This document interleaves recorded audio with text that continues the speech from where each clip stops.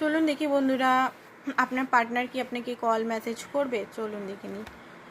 ওকে, তো আপনার পার্টনার এই মুহূর্তে প্রচণ্ডভাবে নিজের কাজ, নিজের ডিউটিস, রেসপন্সিবিলিটির মধ্যে ফোকাস আছে। অ্যান্ড আপনার সঙ্গেও উনি রিলেশনটাকে কন্টিনিউ করতে চান, কোনোভাবে হারতে চান না, রিলেশনটা লাস্ট অবধি টিকিয়ে রাখতে চান।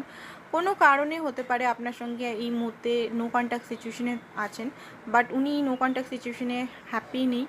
উনি আপনার সঙ্গে রিলেশনটাকে ঠিক করার জন্য অনেক প্রয়াস করবেন, যেটা হয়তো আপনি মনেও পারছেন না যে উনি কী করে সম্ভব, ওনার মতো পার্সোনালিটি। বারবার হ্যাংম্যান, এই মুহূর্তেও অবশ্য হ্যাংম্যানই আছে, বাট আপনার হয়তো মনে হচ্ছে যে উনি কী করে নিজের যে এই যে ডেভিলিয়াস এনার্জি ছেড়ে উনি এই রিলেশনের জন্য এত খাটবেন। বাট এখানে আমি দেখতে পাচ্ছি উনি খাটবেন, গিভ অ্যান্ড টেক ব্যালেন্স উনি করবেন।